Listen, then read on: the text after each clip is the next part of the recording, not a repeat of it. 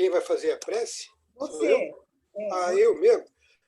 Então vamos elevar o nosso pensamento até o nosso Pai, nosso Mestre Jesus, que nós possamos contar com a colaboração dos nossos amados espíritos bons, protetores, auxiliares desse trabalho, que possamos estar todos sempre atentos aos ensinamentos que aqui serão ministrados, para que nós possamos adquirir o conhecimento necessário para uma boa tarefa nessa trajetória que temos que realizar, que estejamos todos protegidos e possamos aproveitar o máximo esses momentos também de confraternização em torno do conhecimento. Que assim seja.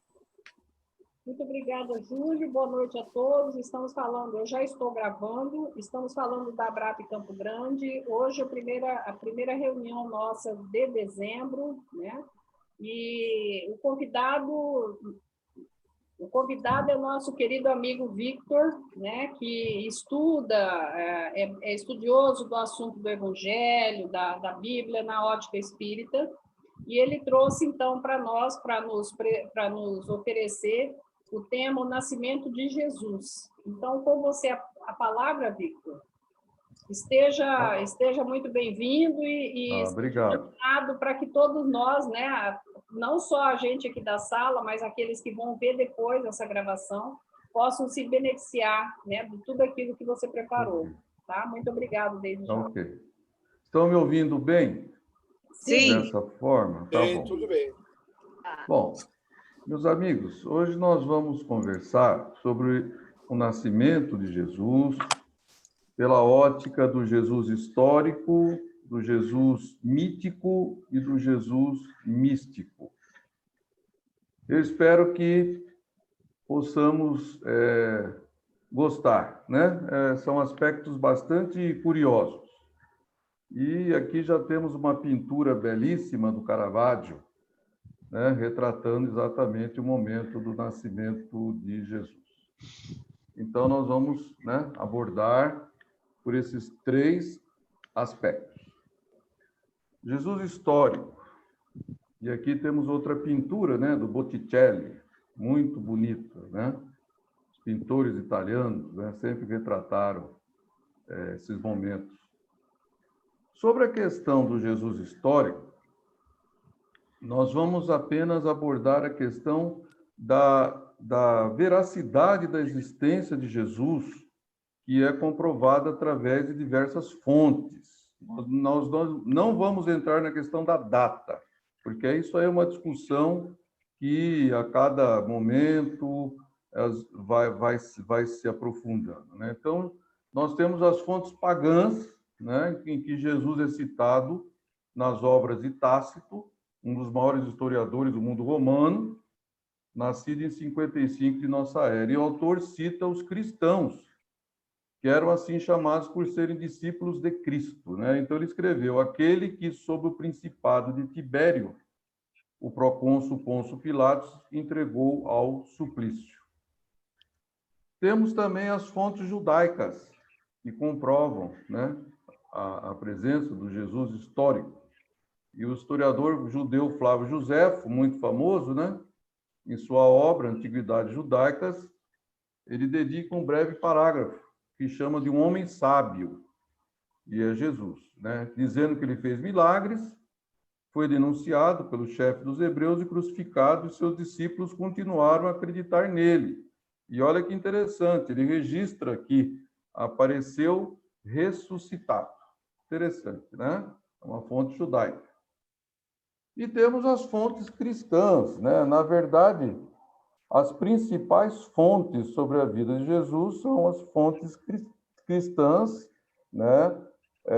Que começou no registro da carta do apóstolo Paulo e depois nos evangelhos, os canônicos, né? Que foram aqueles considerados oficiais, né?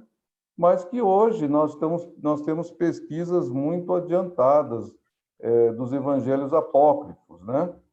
E que comprovam a existência do Jesus histórico, né? Então, como eu falei, né, a questão, discussões intermináveis sobre a data, uns retrocede até 100 anos, né? Mas não é objeto de hoje, né? E então, para, vamos dizer assim, fechar essa parte, essa rápida parte, eu peguei esta frase de Helena Blavatsky, que é um dos pilares do movimento teosófico, que eu achei muito interessante, que ela diz assim: muitas pessoas têm dúvidas da existência histórica do Cristo. Deixemos-las em suas divagações, pois não temos tempo de demonstrar a existência do Sol. Então, quer dizer, é uma coisa que para ela, né, não era motivo de discussão. Tá bom? Então, agora nós vamos passar para o Jesus mítico. E aqui a coisa fica bem interessante. Nós temos aqui a Última Ceia, de Leonardo da Vinci, que é o afresco que está lá no refeitório da Igreja Santa Maria della Grazie, em Milão, né? Leonardo da Vinci pintou esse afresco lá nesse refeitório. Então, aqui a gente vai fazer algumas considerações antes, tá bom? Dizendo que entre os povos antigos, contemporâneos e até antes mesmo de Jesus, os grandes avatares, os grandes seres, eles eram relacionados com o Sol. E já vamos entender por quê, né? Então, Hércules, nos romanos, Apolo, Dionísio, nos gregos, Mitra, nos persas, Adonis, nos sírios, Osíris, Ísis e Horus, nos egípcios, né? Todos esses grandes avatares, grandes seres, seres de luz, né, em cada um desses povos, eles eram relacionados ao Sol. E eles funcionavam como embaixadores do ser maior que os tinham enviado. E com Jesus não foi diferente. Então, Jesus cita essa condição diversas vezes, principalmente no Evangelho de João, né? Eu tirei aqui dois versículos apenas, né? Jesus fala em João 6, porque eu desci do céu não para fazer a minha vontade, mas a vontade daquele que me enviou. E mais adiante ele fala: a minha doutrina não é minha, mas daquele que me enviou, né? Então, Jesus não foi diferente, ele foi realmente associado ao mito solar.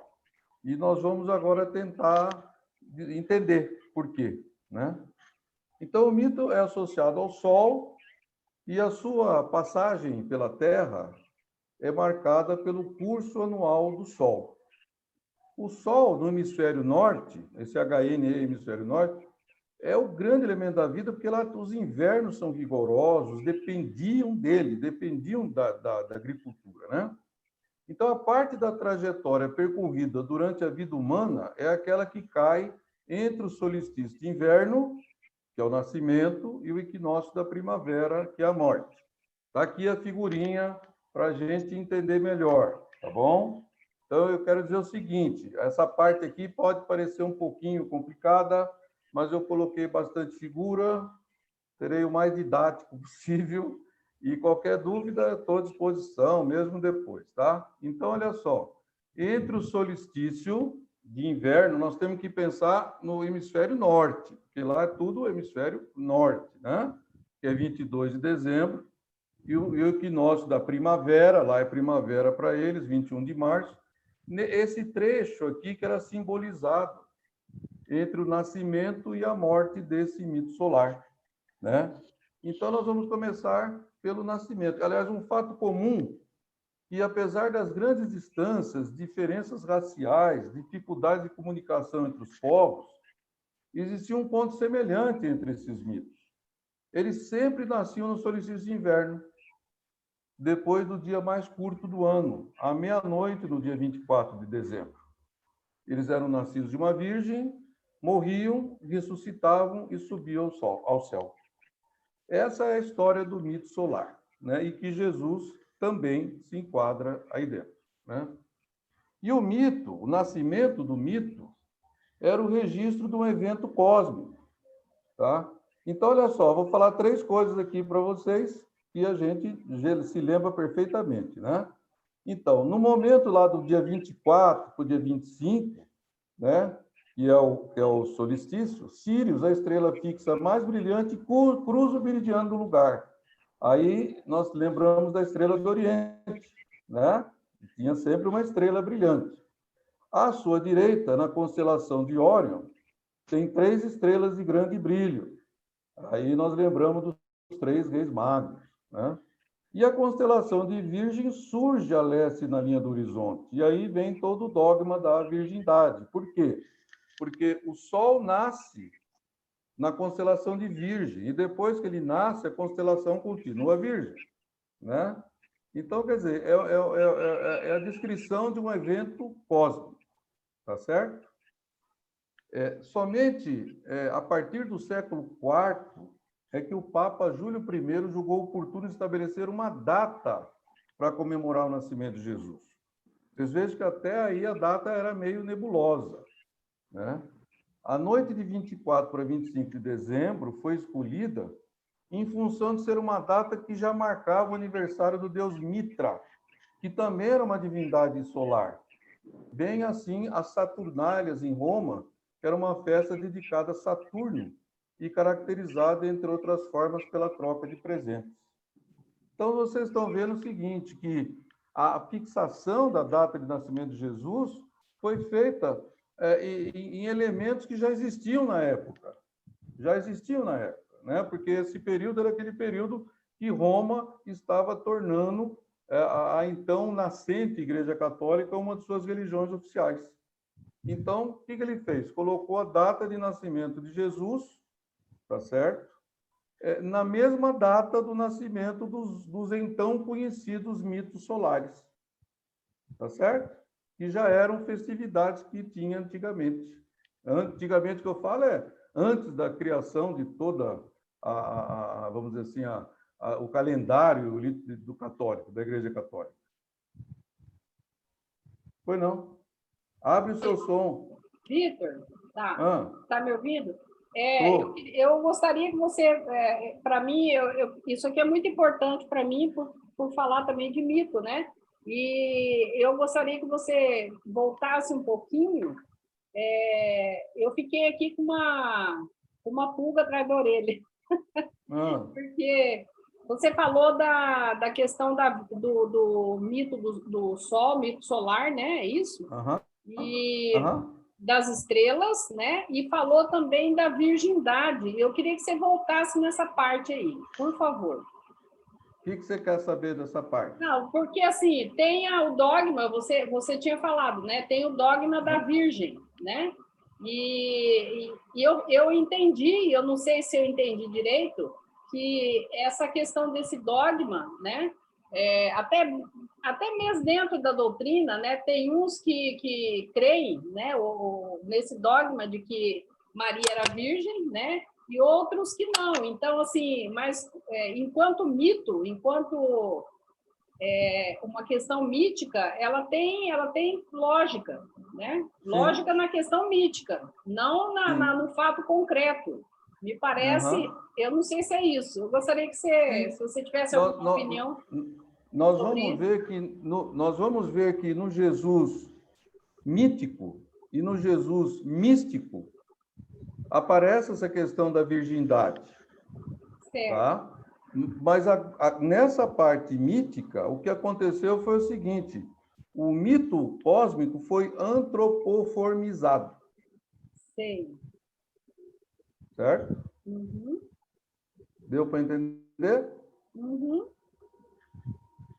Posso continuar? Pode.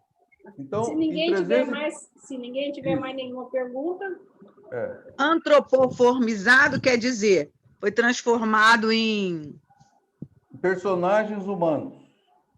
Tá, foi transformado em personagem humano. No entanto, a gente entende o real, né? Sim, porque o evangelho, é como se ele fosse um cabo que tem 3 fios. Um fio histórico, um fio mítico e um fio místico. E eles estão enrolados. Por isso que, às vezes, a gente lê e acha que aquela história lá não tem meio pé nem cabeça. É porque ele não está se referindo ao real. Está se referindo ao... Isso fica no imaginário do humano, espírito encarnado na Terra, né? E a gente entende a concepção através de uma mulher, né? Sim. Mas eu estou entendendo assim, não sei se eu estou equivocada do jeito que você está demonstrando o seu estudo, mas assim, então quer dizer que Jesus, ele foi A história dele, antropoformizado. Antropoformizado A para história mística dele. História mítica. para dar a forma igual ao homem, o terrestre, Sim, certo? certo. Ah, Tá? Quando a gente falar ok. agora da morte, você vai entender melhor. Então vamos para Tá. frente, vamos para frente. Tá? Então, Tá. olha só, em 336, o calendário juliano consagrou o 25 de dezembro como o Natal de Cristo, considerado o sol da justiça, assim como os cristãos poderiam celebrar seus ritos na mesma época, de uma festa já tradicional dos pagãos. Tá? Então, veja bem, existiu o Jesus histórico? Claro que existiu, mas por uma questão política, tá? Associaram também ao mito solar, que era uma história conhecidíssima naquele período, onde se celebravam todas as datas, certo? Essa história era uma história comum no imaginário da galera naquela época, né? Se você pesquisar a história de Hércules, a história de Mitra, todas essas histórias, elas são semelhantes. E Nasceram não de por virgem. acaso pegou a mais popular, digamos assim. Sim. Tá? Tá. Agora, quando a gente falar da morte, que vai ficar bem mais claro essa associação de Jesus com o mito solar. Ah, Tá eu bom? gostei lá atrás. Lá atrás, assim, acho que uma tirinha dessa anterior a essa, que está no vídeo, uma partezinha que liga aos presentes. Ah, sim, era um costume entre os romanos, nesse dia, trocar presentes. Pois é. Então, quando Eram as Saturnálias. a gente Olha lá, quer aqui, ó. desvincular a doutrina espírita, o movimento espírita quer desvincular Jesus de Papai Noel. No entanto, porém, contudo, todavia, já encontramos um jeito aí de vincular o nascimento de Jesus com dar presente. Até porque ele ganhou o presente dos Reis Magos, né? Sim, lá no fim nós vamos falar do Papai Noel. Pois é. Vai chegar até no Papai Noel. Então vai estar tudo certo. Vai ser só alegria hoje. Só alegria. Vai juntar Jesus com o Papai Noel, vai ficar tudo certo. É. Bom, agora eu vou fazer uma pergunta para vocês. Não é estranho todo ano a gente lembrar da morte de uma pessoa numa data diferente? Vocês já pararam para pensar isso?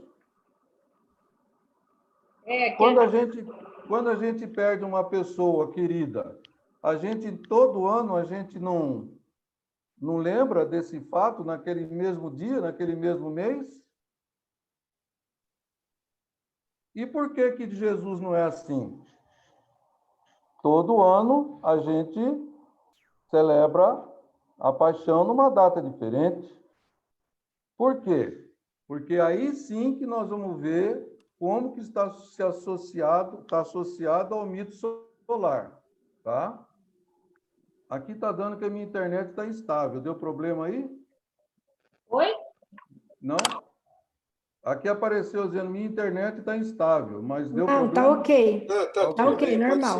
Tá normal, pode seguir. Tá, então, olha, pessoal, agora pode ser um pouquinho complicado, mas preste atenção, eu repito o quanto que for necessário. Então, veja bem, está claro que é interessante como que a data da paixão de Jesus muda todo ano. Vocês já pararam para pensar isso? Por que que muda todo ano? Deveria ser a mesma data, né? Mas não é, porque isso está relacionado à questão do mito solar. Então, nós vamos começar assim, ó. Vamos começar assim. Opa, próximo. Próximo. Vamos de novo olhar esse mapinha, tá? Então, 22 de dezembro, nós já resolvemos o problema do nascimento. A morte está aqui, em 21 de março, que é a data do equinócio da primavera lá no hemisfério norte. Esse dia 21 de março, ele é muito importante, porque ele representa o início do ano solar. 21 de março é o início do ano solar. Tá certo? Pois bem, para eles era muito importante esse dia. Então, eles festejavam da seguinte maneira. Tá? Então, tem o dia 21 de março. Agora que é a chave da história, tá? Aí, eles observavam a primeira lua cheia após o dia 21 de março. E o primeiro domingo após essa primeira lua cheia. Tá? Então, esse domingo, o primeiro domingo, depois da primeira lua cheia, depois de 21 de março, é o domingo de Páscoa. Tá certo? Então, aqui é o calendáriozinho aqui. Tá? Vamos lá. Olha só, esse ano, dia 21 de março, tá? 21 de março, foi o equinócio, né? Tá certo?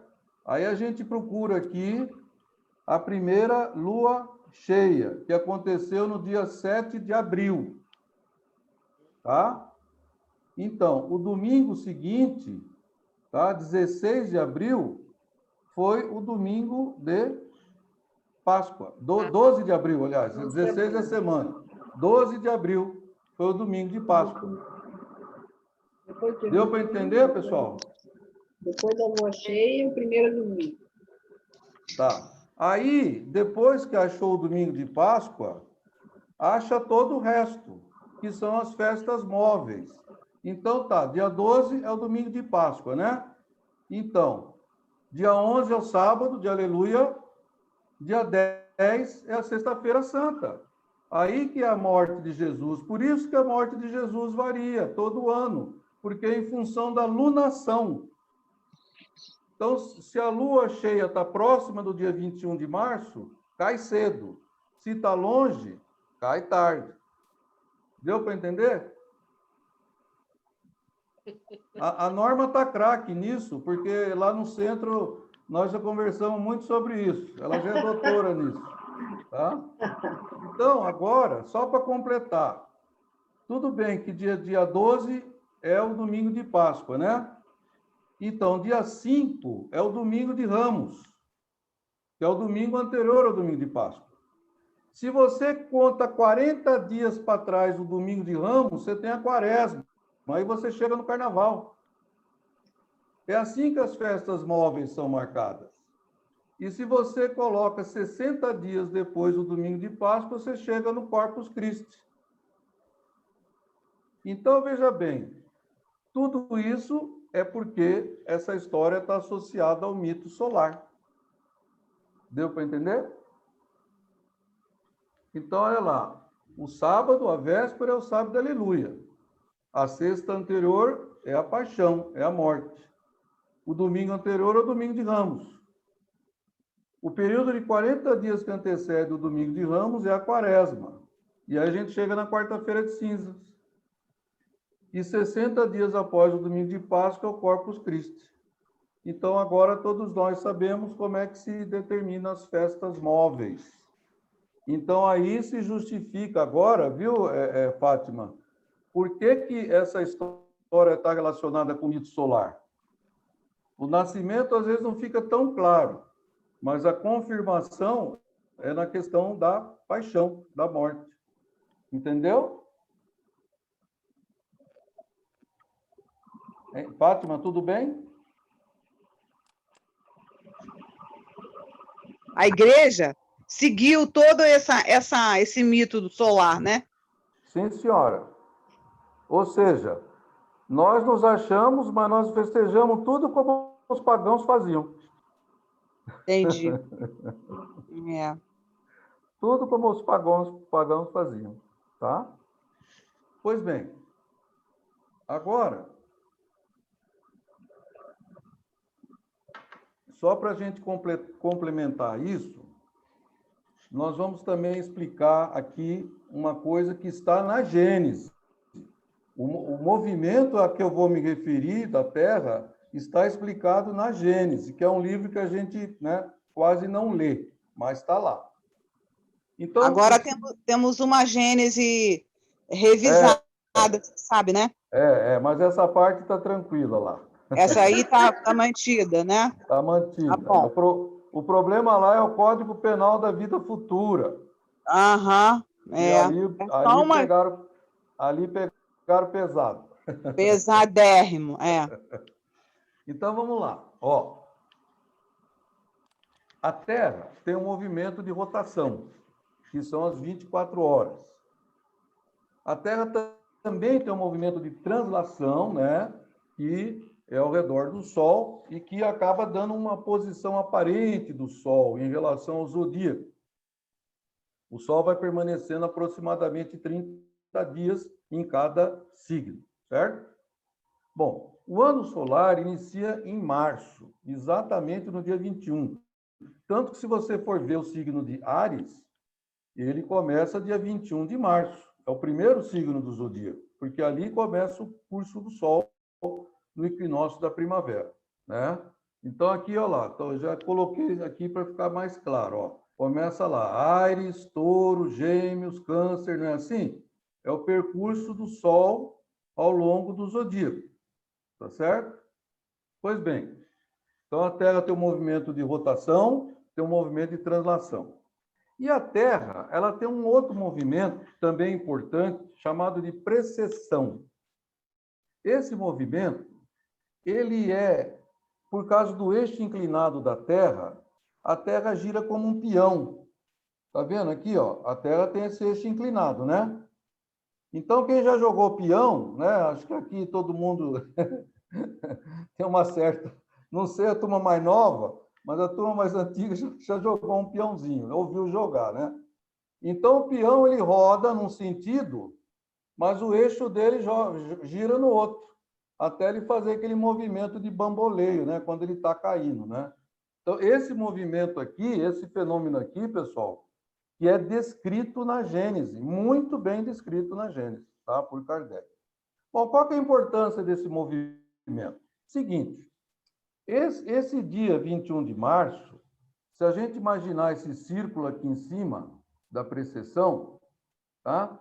Esse dia 21 de março, ele também vai andando por aqui, tá certo? Aparentemente, assim como a Terra aparentemente vai rodando, o Sol vai rodando ao redor da Terra, né? É meio complicado, mas vocês vão entender onde que eu quero chegar.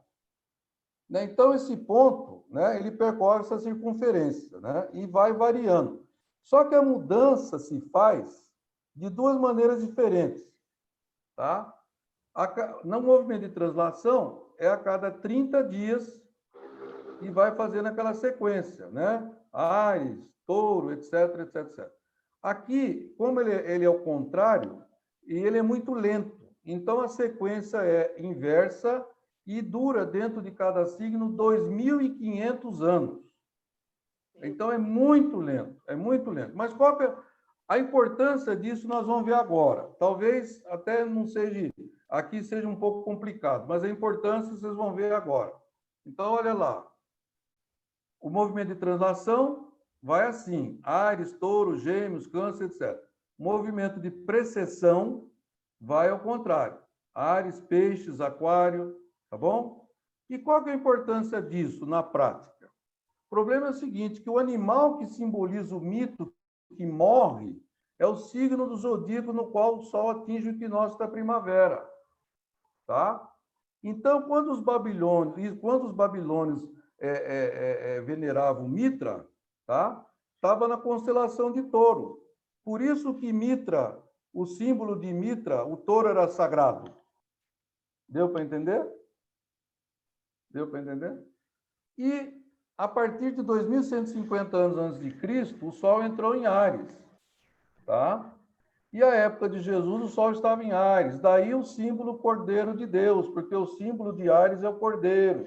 Por isso que o Evangelho de João, ele associa, João, ele mexia muito com símbolos. Então, ele associou Jesus ao Cordeiro de Deus e tudo quanto foi jeito, né? E olha que interessante, foi encontrado nas catatumbas o Cordeiro junto com a cruz, tá certo? Agora, no sexto sínodo de Constantinopla, é que foi substituído o primitivo símbolo por uma figura humana crucificada. Veja bem, não é que Jesus não foi, é que o símbolo que se usava era esse, porque o significado que eles entendiam era mais profundo, tá? Depois que se fez o símbolo como nós hoje tradicionalmente conhecemos, tá certo? Tudo bem? E tem mais, tá certo? Por volta do ano 300 depois de Cristo, o sol passou de ares para peixes. Então, não é sem querer que nos evangelhos tem tanta referência a peixe, né? Os evangelhos, os apóstolos são o quê? Pescadores. Jesus era carpinteiro, o pai de Jesus era construtor, mas os seus apóstolos eram pescadores. E ele, repetidas vezes, ele lançava rede para buscar peixes, tem os episódios da multiplicação do pão e dos peixes. Então, meus amigos, o que eu quero dizer é o seguinte, não tem nada solto no Evangelho. Tem toda uma simbologia, né, que a gente vai aprendendo a ler, vai aprendendo a entender. E por volta do ano 2200, o Sol vai entrar em Aquário. E aí é aquilo que a gente fala, que nós vamos passar de um mundo de provas e expiação para um mundo de regeneração, certo? Aí bate com aquilo que a gente está, né, sempre falando, sempre buscando, né? Tá certo? E se a gente olhar aqui o símbolo de Aquário, é um homem, né? Quer dizer, o homem novo, uma nova humanidade, tá? Então, esse é a questão do nascimento do Jesus mito solar. Eu entendo que ele pode ser complicado a primeira vez, tá? Mas esse material eu vou disponibilizar, vou mandar, quem quiser receber por e-mail, manda um e-mail para mim que eu mando, e eu estou à disposição para tirar qualquer dúvida. E o objetivo aqui é a gente esclarecer esses pontos, porque eu tinha uma coisa que me incomodava muito na minha vida. E o dia que eu descobri, o dia que me falaram, para mim foi um alívio. Eu não conseguia entender por que a morte de Jesus mudava todo ano. Aquilo me incomodava. E eu ficava pasmo de ver como eu conversava com pessoas e elas achavam natural, né? Não, mas é assim mesmo. Eu falei, não, mas como assim mesmo? Tem que ter uma razão para isso, né? E a razão é essa, é você associar, tá certo? A figura de Jesus ao mito solar que era comum naquela época. Era comum naquela época fazer isso e que em outros povos também tem a mesma história, a mesma situação, que é um mito solar. Tá? Bom, agora nós vamos falar do Cristo místico. É esse Cristo que a gente pensa mais nele. É esse Cristo que o Evangelho segundo o Espiritismo trata, tá certo? É esse Cristo que a gente busca quando a gente vai atrás do nosso autoconhecimento, etc., né? Então, nós vamos usar esse trechinho aqui do Evangelho de Lucas para abordar o nascimento místico de Jesus, né? E aconteceu aqueles dias que saiu um decreto que todos deviam se alistar.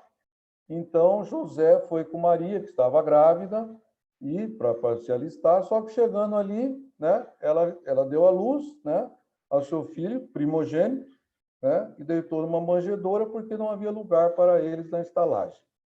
Tá? Pois bem, a busca pelo autoconhecimento que empreendemos ao longo da nossa evolução, através dos mais variados caminhos, tem exatamente por objetivo a transformação do homem velho no homem novo. Não é isso? Qualquer que seja o caminho, qualquer que seja o assunto, a gente busca sempre uma ferramenta para a nossa evolução. Bom, este ponto evolutivo em que acontece essa transformação é o nascimento do Cristo em cada um de nós. É aí que nasce o Cristo dentro de cada um de nós. Essa que é a segunda vinda do Cristo, né? Então, nesse trecho do Evangelho, também tem um simbolismo muito bonito. Porque, veja bem, estando José e Maria no ambiente propício, quer dizer, quando o nosso intelecto e a nossa intuição amadurecem suficientemente, José representa o intelecto, Maria representa a intuição, e a gente vê então que o Cristo nasce pela intuição, não pelo intelecto, né? O Cristo nasce pela intuição, não pelo intelecto, né? Dá-se finalmente esse primeiro encontro com Deus dentro de nós, né? Emmanuel significa Deus conosco. Por isso que no Evangelho de Mateus está escrito: eis que a Virgem conceberá e dará à luz a um filho, e chama-la pelo nome de Emmanuel, que traduzido é Deus conosco. Porque logo embaixo, nesse trecho de Mateus, fala que deram o nome de Jesus. Então a gente vê esse pedacinho, parece que ele está ali meio solto, mas aí entra essa questão de você saber que são 3 histórias que vão correndo ali: o histórico, o místico e o mítico, né? Então, olha só, Jesus é o primogênito, mesmo quando nos evangelhos existem várias referências a outros irmãos de Jesus. Por quê? Porque é o primeiro encontro, então é o primogênito. Agora, vocês estão vendo a diferença da questão do nascimento do Jesus místico, né? Mas por que eles estavam sós? Eles estavam sós pelo seguinte: porque isso é algo que cada um de nós vai fazer por si, seu esforço próprio. Ninguém vai fazer isso por nós. Nenhum mestre pode produzir, né, no discípulo o encontro místico. Só a centelha divina, só o Espírito na própria criatura é que realiza esse nascimento. Não é assim? Né? A doutrina espírita não fala, né, que é para o nosso próprio esforço? E aí, veja bem, aí reaparece a questão da virgindade. Então, essa concepção é realmente virginal porque ela é produto de um espírito e não obra do homem. Deu para entender? Ela é produto de um espírito e não obra do homem. Certo? E por que eles estavam no estábulo? Porque o estábulo é o local próprio de animais. E esse encontro se dá quando o espírito se encontra no corpo animal. Esse corpo nosso é animal, corpo denso, constituído de células, que são verdadeiros animais para o eu profundo, né? E aí a gente lembra da parábola do filho pródigo. E a gente lembra que, como foi falado na semana passada, né? Nós somos seres espirituais numa viagem aqui na Terra, né? Tá certo? Porque aqui é que nós fazemos esse nosso trabalho do despertar, né? Daquilo que nós perseguimos, né? O reino de Deus está dentro de nós. E esse é o nascimento do Cristo místico dentro de nós. E aí a gente começa a fazer sentido nas palavras que Paulo fala, né? Olha só, Paulo fala: e vivo não mais eu, mas o Cristo vive em mim. Certo? E ele fala mais depois, ele fala: meus filhinhos, por quem de novo sinto as dores do parto, até que o Cristo seja formado em vós. Certo? Então, esse é o nascimento do Cristo místico dentro de cada um de nós. Tá certo? Agora nós vamos ver alguns aspectos curiosos, tá, Fátima? Aí a gente chega no Papai Noel. Olha lá, no ritual da antiguidade, o ouro era o presente para o rei, o olíbano para um religioso e a mirra para um profeta, né? E simbolicamente representava a imortalidade. E os 3 reis magos, né, Belchior, Baltazar e Gaspar, né, ofereceram isso para Jesus, com esse simbolismo todo, né? Um rei e um profeta, tá certo? Francisco de Assis, que foi o introdutor da ideia do presépio, no século XII. O presépio deve sua origem a Francisco de Assis, que na noite de Natal de 1224, na Itália, teve a ideia de representar o nascimento de Cristo com a encenação num estábulo verdadeiro da manjedoura do boi do jumento. No século XIII, a representação idealizada pelo fundador das ordens franciscanas já era conhecida em toda a Europa. A árvore de Natal, de origem germânica, apareceu no tempo de São Bonifácio, dentro do objetivo de substituir os sacrifícios ao carvalho sagrado de Odin, ao adorar-se uma árvore em homenagem ao Messias. Mais uma vez aí, a gente pega carona em rituais antigos, né? E apenas mudaram os nomes. Agora vem a figura do Papai Noel. Tem origem no culto a São Nicolau, padroeiro da Holanda. Nesse, como em outros países europeus, a festa de São Nicolau inicia a época dos presentes. São Nicolau foi bispo de Mirna, na Ásia Menor, e, segundo consta, fazia inúmeras doações aos pobres. A figura que nós hoje conhecemos como Papai Noel, gordo, de barba branca e roupas vermelhas e botas pretas, foi criada por uma famosa fábrica de refrigerantes pelo artista sueco Haldon Sundblom, em 1931. Então, lamento informar que o nosso Papai Noel foi criado pela Coca-Cola. Tá? Esse Papai Noel que a gente hoje sempre tem na cabeça. Tá bom? Mas antes de finalizar, meus amigos, a gente fez todo esse estudo, né, trazendo todas essas informações para que a gente possa alargar, né, a nossa visão desse assunto, do Cristo histórico, do Cristo mítico e do Cristo místico, porque eles estão, tá, entrelaçados no Evangelho, né? E, às vezes, a leitura literal, do começo ao fim, traz essas confusões, né? E eu lembro, então, a pergunta 625 do Livro dos Espíritos, que diz qual o tipo mais perfeito que Deus tem oferecido ao homem para ele servir de guia e modelo. Jesus. O que a gente quer com isso? Não vamos perder o foco. A gente pode, às vezes, ter acesso a informações, né, a celeumas, né, como agora está acontecendo, podemos tudo, né? Mas a gente não deve tirar o pé do chão, não deve perder o foco, né? Não deve buscar fazer o arroz com feijão, como se diz o outro, né? Tá certo? E aí eu lembro dessa frase que tem no livro Imitação de Cristo, de Tomás de Kempis, em 1420, que ele fala assim: certamente, quando chegar o dia do juízo, não se nos perguntará o que lemos, mas o que fizemos. Nem quão bem discursamos, mas quão piedosamente vivemos. Tá certo? Então, basicamente, era essa a mensagem. Feliz Natal, um próspero 2021 para nós todos, e o Papai Noel aí, que a Fátima pediu.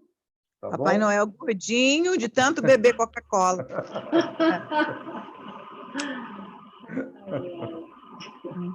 Ô, Vitor. É isso aí. Oi. Eu achei muita informação, para mim, né? Muita informação nova, muito nova, né? Para mim, que eu não tinha conhecimento, e não sei se porque quando é muito novo eu demoro um pouco para raciocinar, achei muito rápido. Ainda bem que eu estou gravando e eu vou rever, vou ouvir de novo, para poder ir assimilando, né? Porque... Mas é assim mesmo, Edna. É assim mesmo, tá? É assim mesmo. Muito legal essa questão do histórico, mítico e místico. Muito legal. A ideia, os detalhes, eu sei que vai demorar para pôr na cabeça, mas o que a gente precisa não perder de mente é o seguinte: o Jesus histórico, sim, tá? O Jesus mítico, ele serve muito para nós também, mas num outro nível. E o Jesus místico, esse sim é aquele que a gente busca o tempo todo, né? Dentro de nós. O que acontece é que, às vezes, a gente confunde um com o outro com um, na narrativa do Evangelho, e, às vezes, surgem as dúvidas, né? Porque Jesus fala que ele não veio mudar a lei, ele veio cumprir a lei, tá certo? Ele veio cumprir a lei, tá? Só que a narrativa como os evangelhos foram escritos, eram narrativas próprias da época, né? Onde se misturava. Por exemplo, se você for ler o Apocalipse, nossa, o Apocalipse é uma loucura, né? Mas e tem muito de símbolos nos evangelhos, mesmo nos canônicos. No Evangelho de João, Fala-se que nos sinóticos não tem. Tem. No João tem mais, mas nos sinóticos também tem. Porque, veja bem, só como é que você pode entender que vai pastorear naquele inverno, naquele frio, pastores no campo? Como é que você vai entender, ao pé da letra, que uma estrela vai andando no céu e para em cima de um lugar, que aí os reis magos vão lá? Não dá, né? Não casa com a história, né? Tá certo? Uma estrela que vai andando devagarzinho e daqui a pouco para ali numa casa, né? Ah, é ali, né? Então, esse é o mito. Mas isso não tira o brilho de nada. Ao contrário, quando a gente entende, a gente passa a gostar e admirar mais. Faz mais sentido. Aí a gente acredita pela fé raciocinada. Eu vejo assim, é que como Jesus era judeu, o que vieram de explicações de lá para cá, através dos evangelhos, né? De Lucas, todos os demais, eles vieram assim, conforme você colocou aí na sua explicação, no meu entender, né? Aquela coisa da referência dos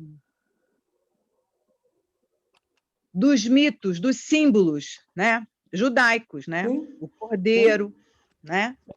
Então, para a gente aqui, nós ocidentais, né? Mas, entretanto, porém, contudo, todavia, espíritos milenares, fica mais simples, mais emotivamente simples, e a Igreja Católica não foi boba nem nada, quando manteve esses símbolos no nosso consciente coletivo, né? Exatamente. Porque quando você vai atribuindo os símbolos aos sentimentos, né? E Jesus fez isso de uma maneira admirável, né? Porque nos educando, nos ensinando, né? Pedagogicamente, psicologicamente, né? Todas aquelas passagens dos milagres, etc, etc, etc, fica assim maravilhosamente, fantasticamente, porém vem a doutrina espírita e nos coloca grudada assim no chão, no sentido de, por trás de toda essa simbologia, vem os ensinamentos mais profundos, que são os ensinamentos morais, né? E que só Jesus, com a autoridade moral que tinha, e hierarquicamente, achei legal a tua explicação, porque você coloca ali na simbologia do solar, mesmo assim, vem uma hierarquia ali explicando que Jesus veio sob o comando do nosso Pai maior, né? De Deus. Que isso me confundia muito a cabeça até pouco tempo, né? Alguém me perguntava, Deus, Jesus, espera aí, quem que é mais importante para você na sua vida? Deus ou Jesus? E aí, agora vem, né, com o tempo, com a vontade que a gente tem de querer aprofundar mais essas questões, né, que são milenares, mas enquanto espírito milenares que somos, a gente tem, aspas, obrigação de ir estudando, querer aprofundar, porque isso está no nosso DNA espiritual, né? Então, por que a gente tem preguiça? Porque a gente ainda acha legal confundir Jesus com Papai Noel. Quem que é mais importante? Agora eu sou avó agora, gente, então eu tenho que explicar isso direitinho para o meu netinho.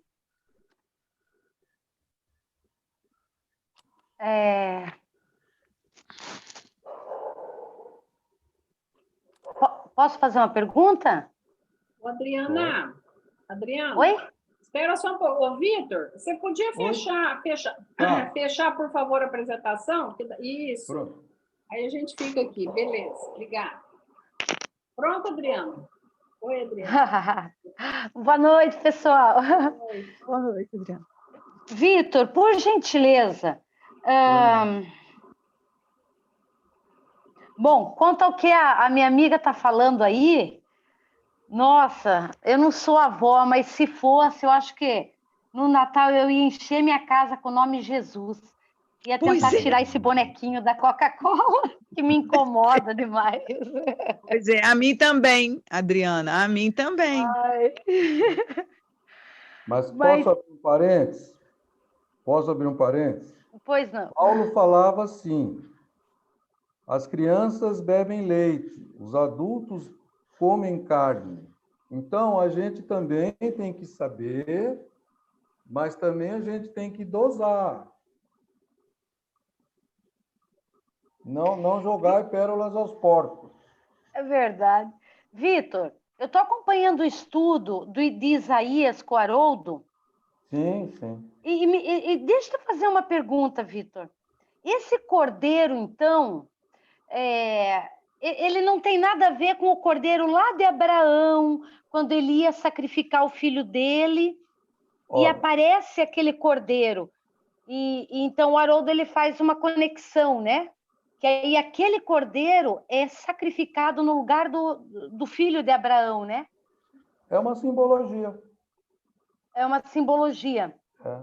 Tanto que no Evangelho de João, João coloca muito bem isso quando ele relaciona o sacrifício do cordeiro com a crucificação de Jesus. Se você for lá no Evangelho de João e ler com calma, tá? João coloca o sacrifício do cordeiro, tá? Com a crucificação de Jesus, tá? E o João, ele tem um linguajar muito parecido com Isaías. O Haroldo fala isso. É interessante que conta na história que Abraão teve que tirar o cordeiro do meio dos espinhos para preparar o sacrifício no lugar do filho. Então, por isso, a coroa de espinhos na cabeça de Jesus. O Haroldo faz essa conexão. Exatamente. Okay. Pessoal, é o seguinte, há uma simbologia muito grande, muito bonita, mas que agora que nós estamos redescobrindo. Agora, veja bem, eu não sou crítico no sentido daquilo que foi feito, porque, de uma certa maneira, a Igreja Católica, ao trazer essas histórias da forma como ela trouxe, ela foi um canal ao longo dos séculos. Entenderam? Então, não veja bem, eu vejo dessa forma. Tá? Eu vejo dessa forma, né? Tudo bem, escondeu, não sei o quê. Mas veja bem, se Constantino não tivesse adotado o cristianismo como uma das religiões de Roma, o que teria chegado para nós? Não, sim, tudo foi muito útil, tudo teve a sua utilidade, né? Mas agora que nós estamos desvelando, nós estamos tirando os véus, a gente também precisa tomar cuidado. Então, deixa o Papai Noel na sua casa. Não tira a ilusão da criançada. Olha, sabe por que eu estou falando isso? Por conhecimento de causa. Eu sou filha adotiva, quem me adotou foi meu tio biológico, e ele nunca, a mim e meu irmão, os dois adotivos, a gente cresceu com meu pai dizendo assim, aqui não tem Papai Noel, não. Papai Noel sou eu. Essa história de Papai Noel é espírita, né? Ele é espírita. Aqui não tem história de Papai Noel, não. Papai Noel sou eu. Eu, que se quiser, eu dou presente. Se eu não quiser, eu não dou presente. O negócio é de comércio. Pá, puf, era assim. Todo ano ele falava isso pra gente. Aí ia uma tia, de vez em quando, irmã da minha mãe, e ficava lá em casa e passava as festas de final de ano. Ela olhava aquela casa, não tinha nenhuma árvore de Natal, ela descia no quintal, quebrava um galho da goiabeira, ia na farmácia, comprava algodão, comprava umas bolinhas, a gente ficava muito contente. Quando meu pai chegava do trabalho, que via aquele negócio, ele falava, tudo bem, né? Onde é que está frio aqui? Esse algodão aí é o quê? Meu pai fazia a gente pensar muito duramente sobre o Papai Noel. Então, eu e meu irmão, a gente acabou aceitando esse Papai Noel, né? Mas eu fui levando para a minha vida toda isso aí. Então, para mim, o Natal, a imagem do Papai Noel, obviamente, você vai agregando outras pessoas, né? A gente tem Nora agora, então a Nora gosta, então a gente respeita. Sim. Mas é uma coisa assim que, para mim, eu não estou me colocando acima do bem, do mal, não sou melhor nem pior que ninguém. Não acredito em Papai Noel, mas assim, eu me sinto bem com essa distinção, com essa diferença, né? E a cada vez que eu aprendo como você hoje, na sua maravilhosa exposição, é que a gente vê que esse manancial de informações, ele está nos chegando exatamente como você falou. A gente está desvendando, né? Está tendo a oportunidade de entrar em contato com esses registros, né? Através dos evangelhos, do Novo Testamento, Antigo Testamento, da Bíblia em si, né? Isso é legal, porque a gente não detém numa encarnação só todo o conhecimento do mundo, né? Mesmo sendo espírito milenar, a gente tem um HD, uma capacidade X em cada encarnação, né? Mas o fato da gente estar aberto para aceitar olha o trabalhão que deu para todo mundo escrever, registrar, vivenciar essas crenças. Nós vivemos também, certamente, né? É uma dessas ou várias, né? Para que a gente tenha essa compreensão maior, no meu entender, que chega em Deus mesmo, é a hierarquia maior de tudo, né? É quem comanda, é quem começou a dizer assim, vão ser vários planetas, né, de provas e expiações, a Terra vai ser um deles, e devagarzinho, piano, cada um vai entendendo da maneira que puder e que correr atrás assim que eu vejo, eu acho bem legal essas oportunidades, mas eu continuo assim com essa dúvida de como colocar isso para neto agora, né? Porque é muito forte, a apelação é muito forte, né? Adriana, tudo bem? Sua dúvida? Muito obrigada, tudo bem. Ok, muito obrigada. Olha, meus filhos foi tudo com o Papai Noel, viu? Então, gente, a família do meu pai, a gente sempre passava o Natal na família do meu pai. A família do meu pai é uma família espírita. E agora, vocês falando, eu fui lá na minha infância. A gente não comia carne, né? No dia do Natal, a ceia era com tudo menos carne, né? Era assim. E agora que eu estou lembrando que não tinha uma árvore de Natal, não tinha nada. A Fátima falou, e eu assim, agora que caiu minha ficha. Claro que a gente aguardava assim, porque guardava assim o presente, né? Falava do Papai Noel, mas não tinha um Papai Noel representado, nada, simbolizado, né? E a gente adorava o presente que, claro, meu pai que era o Papai Noel, claro, né? Ele que dava. Mas, assim, eu adoro árvore de Natal, eu tenho presépio, eu tenho árvore de Natal, eu tenho tudo isso. Eu curto muito Natal, tudo isso que foi criado, sabe? Eu me sinto bem. Tanto é que lá em casa já tá lá, árvore montado, presépio. O José quebrou, né? Eu vou ter que ir atrás do José. O José quebrou e dos 3 reis magos, 2 quebraram. Eu preciso achar peça para repor.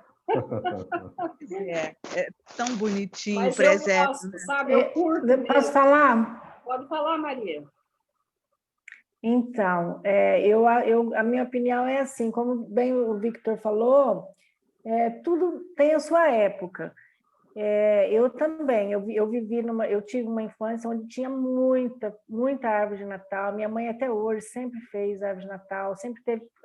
O Natal era uma magia. Eu acho que a criança precisa ter essa magia, essa alegria, esperar esse Papai Noel à noite. Eu ficava até tarde esperando esse Papai Noel e nunca conseguia ver esse Papai Noel. Então, todo esse imaginário infantil, assim, eu acho que foi muito importante na minha infância.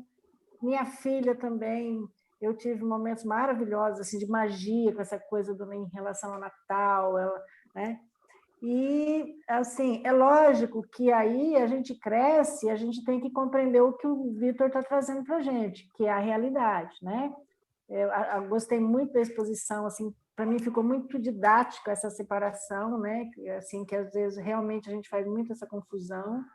e fica confusa essa história, né, de Jesus, quando a gente confunde tudo. E como essa separação assim me clareou muito, assim, também muitas informações. Inclusive essa questão da data da Semana Santa, para mim também sempre foi muito confuso, né? Mas assim, então eu acho assim que tudo a seu tempo. Eu acho que uma criança que não tem isso, ela perde alguma coisa da magia. E o adulto também, quando chega na adultez, ela precisa sair dessa magia, né? Não é mais só a magia, né? A gente tem que realmente compreender a realidade a mais real possível, né? Mas eu também hoje tenho neta, continuo fazendo árvore de Natal, ela está adorando curtir o Papai Noel, porque é uma figura diferente, né? Assim, por mais que tenha sido criado pela Coca-Cola, mas é bonito, é lindo, é colorido, tem brilhos, que é o que a criança gosta, né? E aí cabe a gente, junto com isso, colocar a mensagem, né? Mas, assim, também não ter... eu acho triste, por exemplo, eu vejo na família do meu marido, é assim, eles não comemoram aniversário, não fazem festa de aniversário. É triste isso. O Natal não tem coisa, é triste, né? Então, assim, eu acho que a vida, além de tudo, precisa ter alegria também, né? Que a alegria faz parte eu também. Uma coisa que eu sempre coloquei. Eu acho que a alegria também tem que estar presente, né? E às vezes essas brincadeiras, essas coisas lúdicas ajudam bastante nisso, né? Não sei, Uma coisa que eu sempre coloquei para os meus filhos é que o Natal não é uma festa comercial. Isso eu sempre coloquei para eles não pensarem dessa forma. O importante não é o presente, né? É o nascimento de Jesus. Isso eu sempre coloquei. Vem o Papai Noel trazer o presente, mas é o nascimento de Jesus. Aí depois eles vão decifrando. Eu também, exatamente. Na minha família também. Meus pais nunca foram de fazer estardalhaço com Papai Noel, com não sei o quê, mas comemorava, assim, o Natal, tinha árvore, não tinha essa questão de presentes, a gente sabia da questão do nascimento, e eu fui passando para os meus filhos, minha filha passa para os meus netos, e eu acho essa magia maravilhosa. A minha netinha, ela tem 7 anos, ela ajudou no parto da mãe, e ao mesmo tempo ela acredita em Papai Noel. Então, é uma conexão assim muito fantástica, eu acho, sabe, na vida de uma criança. E a essência do Natal, que é o nascimento, jamais deixou de ser passado para ela. Ela sabe do nascimento, ela sabe que tem um aniversariante, que é aquele que cuida de nós. Então, é você não deixar com que a criança pense nessa comercialização, né? Tanto que ela falou assim para mim esses dias: vovó, Papai Noel esse ano talvez fique meio complicado por conta da pandemia. Eu não sei como que ele vai fazer para levar os presentes para todas as criancinhas que estão pedindo. Então, ela tem na visão dela que não é ela que vai ganhar presente, são todas as crianças, né? Então, é uma questão assim, de magia. Eu acho que a gente não deve apagar, não. Você deve fazer a criança entender que a principal comemoração, a festa em si, é o nascimento de Jesus, né? É você saber que existe um guia, que é o nosso guia que está de aniversário. Agora, o presente é uma complementação da festividade. Igual a Edna falou lá no início, né? Os 3 reis magos levaram o presente. Quer queira, quer não, é um ato bonito de felicidade. Nossa, né? Chegou o Salvador, então ele vai ganhar um presente.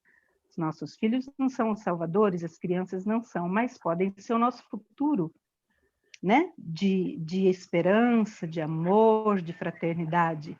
Que ao mesmo tempo que ela ganha o presente dela, ela deve saber dar um presente também a alguém, né? Uma questão de troca, de solidariedade, de empatia. Então, eu acho uma magia muito linda. Só que a gente tem que fixar na verdadeira, né? É o que eu penso. Muito obrigada pelas contribuições. A gente ainda tem tempo podemos ainda falar. É tão bom falar de Jesus, falar do Natal. Eu amo Natal. Eu acho que foi escolhido a dedo, né, essa temática do Foi Vitor, muito né? bacana, né? Foi muito legal. A gente está precisando de uma coisinha mais light, mais leve. Eu tenho a nossa nora, ela é evangélica. Quem casou a meu filho e a nossa nora foi o avô dela, pastor. E ela nasceu no dia 6 de janeiro, no dia de Reis Magos. Os avós dela são mineiros e foram para o Rio de Janeiro cedo, né? São negros, né? Negros mesmo, descendentes de escravos, saíram de Minas, foram para o Rio de Janeiro. Olha que história maravilhosa, meu filho foi buscar, né? E aí, ela faz aniversário no dia 6 de janeiro. E aí eu comecei a entender, falando novamente de netinhos, que para mim ficou muito legal fazer esse link, porque a mãe faz aniversário numa data muito bonita também, que comemora os Reis Magos, 3 Reis Magos, né? Então, aí, as crianças começaram a entender. O mais velho, que já tem 7 anos, né? Ele já fala, minha mãe faz aniversário no dia de Reis, né, vovó? Aí, dia de Reis é o quê? Aí dá a brecha para a gente entrar na história de Jesus, né? Então, é muito legal. É tudo de bom. Tudo de bom. O Silvio está entrando. Oi? O Silvio? Apareceu que os... Espera aí. Não é aqui, espera um pouquinho. Aqui eu posso admitir ele? Pode. Ah, é verdade. Aí, entrou. Admiti. Tá. O Silvio é o próximo palestrante, a semana que vem, quinta-feira. Oi, Silvio, boa noite. Oba! Boa noite. Ô, Silvio, você está entrando agora, né? Você está entrando agora. Sim, agora. Tá. Eu sugiro você depois pegar a gravação e ouvir o Vitor. Foi muito interessante, Silvio. As informações que ele trouxe. Minha cabeça ainda está meio enroladinha. Assim. É muita informação nova, tá? Eu vou ter que dar uma... O Vitor colocou um monte de pedra aí no tabuleiro, agora eu vou ter que arrumar isso. Verdade, falou. Vitor falou até de astrologia, de aquário, de Áries, de peixe. É legal aquela. Vocês vão ver de novo e vai dar tudo certinho. Né, Norma? Fala aí, Norma. Cadê a Norma? Fala, Norma. Eu estou rindo de você, Edna, Por quê? O Vitor faz isso com a gente. Ele pode chegar lá e fala, gente, eu trouxe algo. Aí eu fico doidinha, tem hora. Eu falo, meu Deus, agora eu tenho que assimilar isso, vou ver de novo. E é muito legal, né? Gostei demais de ouvir novamente. A gente, sei lá, vai sedimentando, né? As coisas. Vai tendo, aí, pela lógica que assim, a gente usa muito a razão. A gente fala, nossa, mas não é que bate, mas não é que casa, né? E é isso aí. O Vitor parece que é um signo de aquário, né? Misturou tudo, botou no caldeirão e jogou pra gente. Falar nisso, Vitor, você é de que signo? Touro. O meu signo. Isso. Quem é aquário é o Júlio. O Júlio está quieto. Fala aí, Júlio. O que você achou? Como que você avalia essa caldeirão?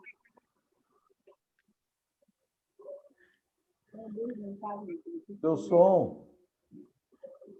Seu som. Som.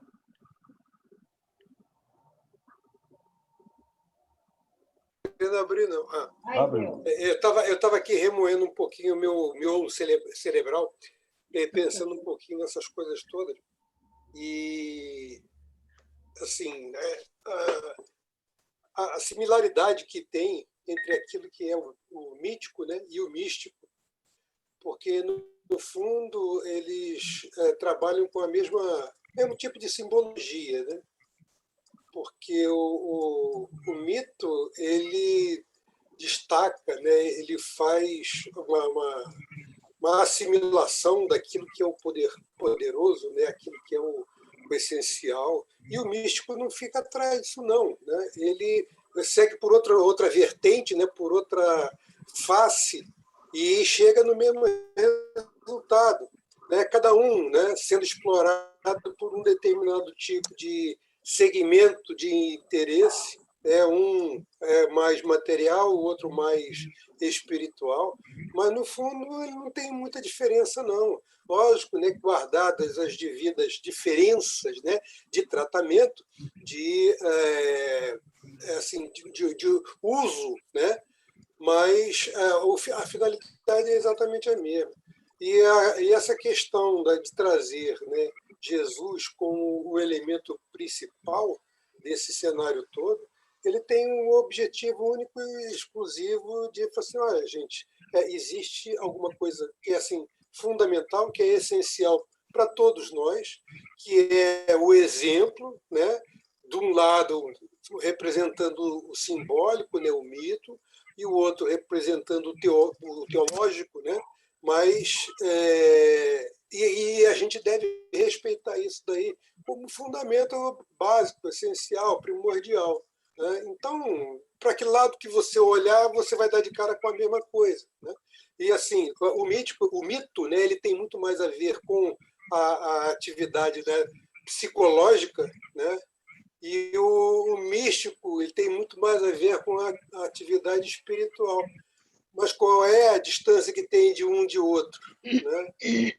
Nós somos seres encarnados e espirituais. Então, vai dar tudo no mesmo lugar.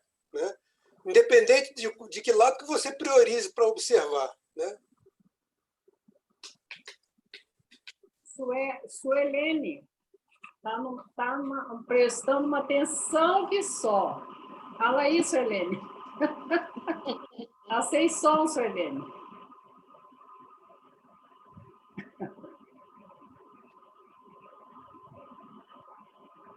Quando fala de festas de Natal, a gente sempre fica reflexiva, né? Não tem como. E a vida de Jesus, essa história me acompanha muito. Eu já dei aula de ensino religioso, sou pedagoga, né? Na épocas atrás. Então, eu já dei aula para várias faixas etárias, e essa história do Papai Noel, como eu sou professora, ele vinha falar, professora, a senhora acredita em Papai Noel? Porque eles parece que não estavam aguentando. Eu falava, acredito. Aí ele saiu com a cabeça mais doida, porque se a professora acredita, como que eu não vou? Não, mas eu falava justamente para poder não morrer essa magia do Natal, né? Porque o professor ele ocupa ele é a peça principal ali da aula. Então eu sempre falei, eu acredito. E saíam todos pensativos. Nenhum momento, ninguém questionou, ninguém questionava. Na realidade, eles queriam se testar, né? Mas eu adorei a palestra, né? A história, né? Eu também vou rever todos os slides e muito bom ouvir tudo isso com vocês. Agora, Denilson, falta você. Mas veja só uma coisa, né? A figura do Papai Noel, ela é assim a representatividade material, né, física, orgânica, daquilo que o espírito natalino representa. Então, a gente não pode nem deixar de considerar um, nem abandonar o outro. Né? Isso está tudo entrelaçado. Nós não temos o direito de desfazer isso, né? Principalmente perante os nossos pequeninos, né? As crianças que estão chegando. Sempre lembrando, né, que a questão, né, comercial atrelada ao Natal, aquilo que é mais assim do doar, né, presentes, isso se transforma muitas vezes, num problema, porque nem todo mundo pode ganhar presente, nem todo mundo tem a oportunidade esperar, né? Ter a expectativa do Natal para ganhar presente. Então, isso daí é complicado dentro do mundo, não só de hoje, mas desde que foi criado, né? Porque existem assim, sérias, né, enormes limitações, principalmente dentro das questões, né, financeiras, e que muitas vezes leva assim, uma condição de descrença, né, não só da figura do Papai Noel, mas também em relação ao mundo que gira em torno disso, né?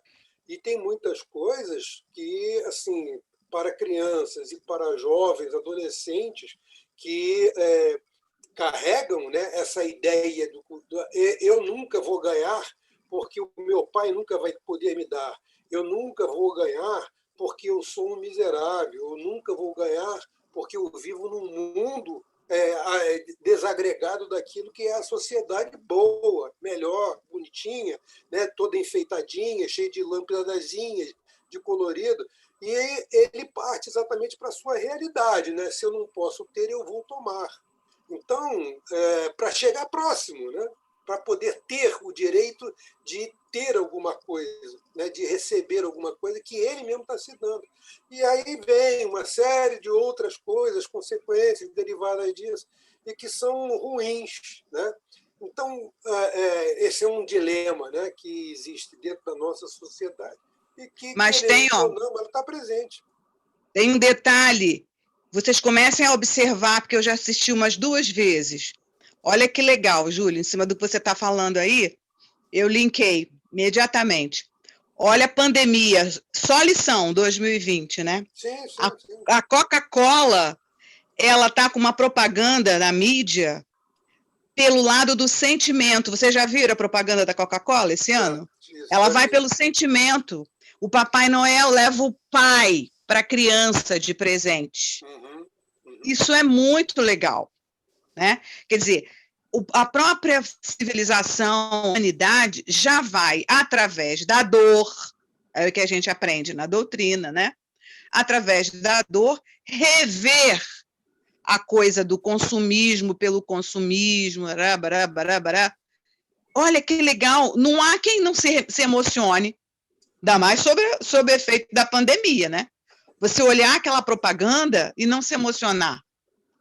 Em minutos, né? Essa questão da pandemia, ela veio, né, assim, de uma certa forma, resolver algumas questões, né, que estavam instaladas e assim foi construída e se transformou, né, num problemão, né, para todo mundo, que é exatamente essa questão do afastamento da família, né?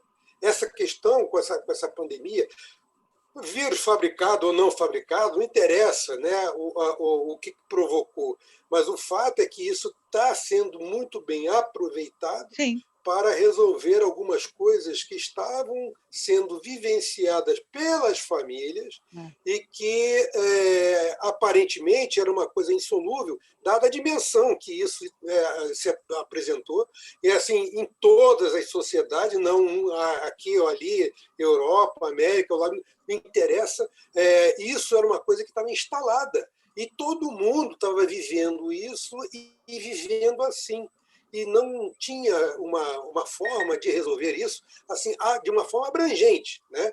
Você poderia até implementar mecanismos ou programas sociais locais para tentar minimizar esse defeito, né, que se instalou. E isso, assim, querendo ou não, veio assim, sacudir esse troço todo, dar uma peneirada grande nisso daí e assim, reajustar, né, as coisas dentro do devido lugar. A Edna está querendo falar. Eu gostaria, Denilce, só você não falou, eu estou aguardando você, a hora que acho que agora dá para você falar, a gente já está finalizando. Eu gostaria que você emitisse sua avaliação, né? O que você achou? Eu achei muito bom mesmo. São informações que, com certeza, a gente vai ficar por uns dias ainda pensando em tudo que o Vitor passou. São informações muito importantes, né? Mas em relação ao que o pessoal está comentando sobre o Natal e Papai Noel, ontem eu estava comentando com meu esposo, eu achei engraçado porque tem a ver com o que a gente está falando hoje. Que na minha família também, ninguém comemorava, não passava a noite, não tinha árvore, não tinha nada, né? Aí, a partir do momento que eu casei, que eu vim para minha casa, eu sempre fiz. Sempre já comecei a a gente passar a meia-noite, minha sogra usava isso também, então, o que eu sempre adorei, porque eu ficava de olho comprido na vizinhança, né? E a gente tinha, quando a gente era pequena, a gente tinha uma vizinha e a nossa casa não tinha muro, era cerca de balaústre, de madeirinha, assim. Então, aí ela ficava dezembro inteiro, ela montava o presépio, ela chamava a gente para conhecer, ela explicava, ela dava lanchinho, e o mês todo com músicas natalinas, então eu achava aquilo lindo. E aí eu comentando isso com o meu esposo, falei, eu acho tão lindo, é tão iluminado, para mim tem que ter luz, tem que ter pisca em tudo quanto é lugar aqui na minha casa, né? Aí eu parei assim, fiquei pensando, falei para ele, mas você sabe, é porque Cristo é luz, né? É a luz divina, por isso que, de repente, é encantador, por isso que precisa de tanta luz no Natal, por isso que a luz é um dos símbolos também, né? O pessoal usa muito, além do presépio, de outros símbolos. Eu acho que, de certa forma, inconscientemente, a gente já tem isso. Cristo é luz, ele veio trazer a renovação, né? Ele veio iluminar a humanidade, digamos assim. Então, eu acho que a gente estava no nada e, de repente, veio a calhar com a nossa aula de hoje. Legal, muito bom. Achei A bem gente já está indo Fiquei para a aqui pensando enquanto o finalização pessoal por conta do nosso A horário. culpa é do Vitor. E, Fátima, por favor, eu pedi para você para fazer a nossa prece de encerramento. Lembrando que o Silvio está aqui, ele chegou agora, semana que vem é a responsabilidade, a condução, né, da nossa encontro será com o Silvio. Vai ser uma coisa bem legal também. Tá? Edna, Oi. eu gostaria que durante a prece a gente pudesse mentalizar a Thelma. Certo. Hoje ela não pôde participar porque faleceu um cunhado muito próximo a ela. Ah, tá. Faleceu essa madrugada, tá? Então ela está passando por um diazinho meio difícil. Meio duro, né? Uhum. Fátima, por favor, então, você peça por ela e pela família, tá? Sim, obrigada. Vamos, então, todos nós, fechar os nossos olhos, mentalizar o nosso Mestre Jesus, nosso querido e amoroso Mestre, para que nós possamos agradecer mais uma vez, com muita alegria, essa oportunidade de estarmos juntos, estudando de uma forma leve, e nem por isso aprofundando os teus ensinamentos, Mestre, para que possamos nos fortalecer em cada pensamento, em cada atitude, em cada palavra, em cada gesto. Tudo o que já aprendemos deste teu manancial de lições, de ensinamentos, como os desta noite, que só nos aproxima um pouquinho mais de ti, quando entendemos que esse amor incondicional que tu nos dedica, que possamos ampliar igualmente, em cada gesto, em cada pensamento, que seja extensivo, Senhor, todos nós mentalizando a nossa irmãzinha, com essa perda de mais um ente querido, e tantos outros, Senhor, que durante este período tão difícil pelo qual estamos passando, que possamos nos fortalecer nas tuas lições de eternidade, mas, sobretudo, as lições de amor, que passo a passo, na medida do esforço que cada um de nós pode, quer, deseja imprimir. Já sabemos, já experimentamos certamente, quando assim fazemos, os efeitos do teu amor em nossa direção, Senhor. E é assim, com a certeza de que saímos esta noite deste encontro um pouquinho mais esclarecidos e mais certos de que a tua vinda por aqui, aceitando o pedido do nosso Pai Maior, nunca será em vão, Senhor, porque estaremos contigo em todos os instantes, nos alegres, nos tão alegres assim como este que estamos passando, mas na certeza da tua companhia, do teu apoio, do teu amor por nós. E é assim que te agradecemos por mais esta noite de lições, de aprendizado. E damos por encerrado o nosso encontro. Muito obrigada, graças a Deus.